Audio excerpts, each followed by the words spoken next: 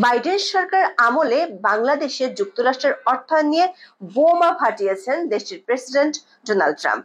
বাংলাদেশের রাজনৈতিক পরিস্থিতি শক্তিশালী করতে একটি প্রকল্পে 29 মিলিয়ন বা $2.90 কোটি দিয়েছিল যুক্তরাষ্ট্র সরকার। এমন তথ্য জানিয়ে দেশটির প্রেসিডেন্ট ডোনাল্ড ট্রাম্প বলেছেন, এই অর্থ এমন একটি প্রতিষ্ঠানে গেছে যেটির নাম কেউ কখনো শোনেনি, আর সেখানে কাজ করেন মাত্র 2 জন কর্মী। তবে ট্রাম্প বক্তব্যে এই 2 প্রতিষ্ঠানের নাম বলেননি। আমাদের অনুসন্ধানে আমরা 3টি এনজিওর নাম পেয়েছি যেগুলোর মাধ্যমে এই $29 মিলিয়ন খরচ করা হয়েছিল। এর মধ্যে একটি এনজিওর সাথে জড়িত আছেন অন্তর্বর্তী সরকারের নির্বাচন ব্যবস্থা সংস্কার কমিশনের প্রধান বদিউল আলম মজুমদার। চলুন যাওয়া যাক বিশ্লেষণে। সরকারি অর্থ অপচয় রোধে ট্রাম্পের প্রতিষ্ঠিত এবং ধনকুবের ইলন মাস্ক পরিচালিত প্রতিষ্ঠান সরকারি সক্ষমতা বিভাগ, যাকে সংক্ষেপে বলা হয় ডোজে, ক্ষমতায় এসেই প্রেসিডেন্ট ট্রাম্প যুক্তরাষ্ট্রের বৈদেশিক সহায়তা সংস্থা ইউএসএআইডির কার্যক্রম স্থগিত করেছিল। এরপর 16 ফেব্রুয়ারি একাধিক দেশের জন্য সহায়তা হিসেবে কোটি কোটি ডলার বরাদ্দ বাতিলের সিদ্ধান্ত জানায়। সেই তালিকায় ছিল বাংলাদেশের নাম। বাংলাদেশের এই অর্থায়ন নিয়ে প্রথমবারের মতো আনুষ্ঠানিকভাবে মন্তব্য করলেন ডোনাল্ড ট্রাম্প।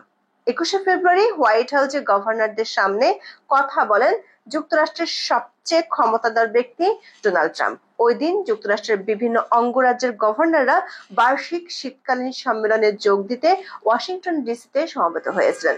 হোয়াইট হাউসের ইউটিউব চ্যানেলে এই বক্তব্যের ভিডিও প্রকাশ করা হয়েছে। বাইডেন সরকার নেওয়া কর্মসূচির আওতায় বাংলাদেশের রাজনৈতিক পরিমণ্ডল শক্তিশালীকরণে 29 মিলিয়ন মার্কিন ডলার দেওয়া হয়েছিল, আর ভারতে ভোটার উপস্থিতি বাড়ানোর জন্য খরচ করা হয়েছিল 21 মিলিয়ন ডলার। একই প্রকল্পের অধীনে বিশ্বের 11টি দেশে বড় ধরনের আর্থিক সহায়তা স্থগিত করে ডোজে। ভারত ও বাংলাদেশ ছাড়াও নেপাল, মালি, সার্বিয়া, কম্বোডিয়ার মতো দেশেও অর্থ সাহায্য বন্ধ করা হয়েছে। ইলন মাস্কের দফতর এর আগে জানিয়েছিলেন, বিদেশের একাধিক রাজনৈতিক কর্মকাণ্ডের জন্য আমেরিকার করদাতাদের দেওয়া অর্থ খরচ করা হবে না। বাংলাদেশে যে 29 মিলিয়ন ডলার অর্থায়ন করা হয়েছিল তা নিয়ে 21 ফেব্রুয়ারি ট্রাম্প কটাক্ষ করে বক্তব্য দেন। ট্রাম্প গভর্নর অনুষ্ঠানে বলেন, বাংলাদেশের রাজনৈতিক পরিমণ্ডল শক্তিশালী করতে 29 মিলিয়ন ডলার দেওয়া হয়েছে এমন এক ফার্মকে যার নাম কেউ আগে শুনেনি। তারা 29 মিলিয়ন ডলারের চেক পেয়েছে। আপনারা কি কল্পনা করতে পারেন? আপনার ছোট একটি সংস্থা আছে, আপনি এখানে 10,000 পান, ওইখানে 1 লাখ পান, এবং তারপরে পেলেন যুক্তরাষ্ট্র সরকারের কাছ থেকে 29 মিলিয়ন ডলার। মার্কিন প্রেসিডেন্ট আরো বলেছেন, ভেবে দেখুন বাংলাদেশের নাম না জানা কোনো এক প্রতিষ্ঠানে যেখানে বোধহয় 2 জন কাজ করে, সেখানে এই পরিমাণ অর্থের এক চেক এসেছে। আর কে সেটা পাঠিয়েছে? যুক্তরাষ্ট্র। তার স্বভাবসুলভ ভঙ্গিতে কটাক্ষ করে ট্রাম্প বলেছেন, ওই অর্থ গ্রহীতারা বোধহয় অনেক ধনী হয়ে গেছেন। আমি মনে করি তারা খুব খুশি, তারা খুবই ধনী। আশা করি অসাধারণ জালিয়াতির দক্ষতার জন্য শিগগিরই কোনো নামকরা বাণিজ্য ক্রয়পত্রের প্রচ্ছদে তাদের আমরা দেখতে পাবো। And $21 million for voter turnout in India. Why are we caring about India turnout? We got enough problems. We want our own turnout, don't we? Can you imagine all that money going to India? I wonder what they think when they get it. Now, it's a kickback scheme. You know, it's not like they get it and they spend. They kick it back to the people that send it, I would say, in many cases. Many of these cases, anytime you have no idea what we're talking about, that means there's a kickback, because nobody has any idea what's going on there. $29 million to strengthen the political landscape in Bangladesh. Nobody knows what they mean by political landscape. What does that mean? Democracy International website অনুযায়ী strengthening political landscape in Bangladesh SPL প্রকল্পটি ইউএসএইডি ও DFID এর অর্থায়নে পরিচালিত হচ্ছিল। এর লক্ষ্য ছিল রাজনৈতিক দলগুলোর দক্ষতা বৃদ্ধি, দল ও জনগণের মধ্যে সংযোগ শক্তিশালী করা এবং রাজনৈতিক সহিংসতা কমানো। প্রকল্পটি 2017 সাল থেকে 2024 সাল পর্যন্ত পরিচালিত হওয়ার কথা ছিল।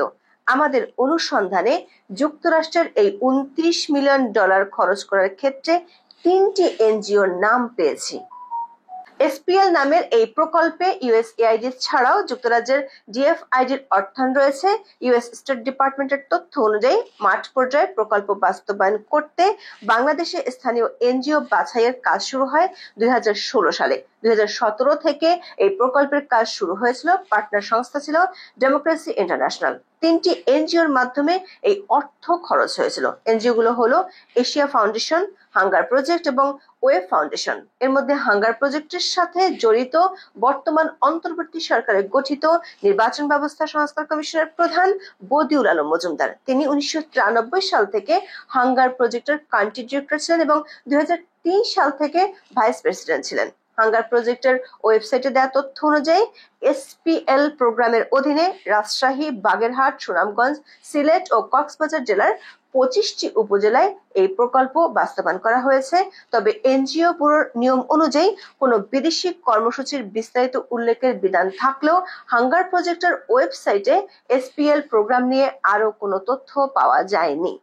ট্রাম্প 21শে ফেব্রুয়ারি বাংলাদেশের পাশাপাশি ভারতের অর্থায়ন নিয়ে কটাক্ষ করেছেন। ভারতকে দেয়া অনুদান নিয়ে ডোনাল্ড ট্রাম্প বলেন, $21 মিলিয়ন আমার বন্ধু প্রধানমন্ত্রী নরেন্দ্র মোদীর ভারতকে দেওয়া হয়েছে ভোটার উপস্থিতি বাড়ানোর জন্য। তিনি বলেন, আমরা ভারতের জন্য $21 মিলিয়ন দিচ্ছি ভোটার উপস্থিতির জন্য, আমাদের কি হবে? আমিও তো চাই ভোটার উপস্থিতি বাড়ুক। আজ এ পর্যন্ত। সবাই ভালো থাকুন, সুস্থ থাকুন, নিরাপদে থাকুন। দেখা হবে আগামী পর্বে।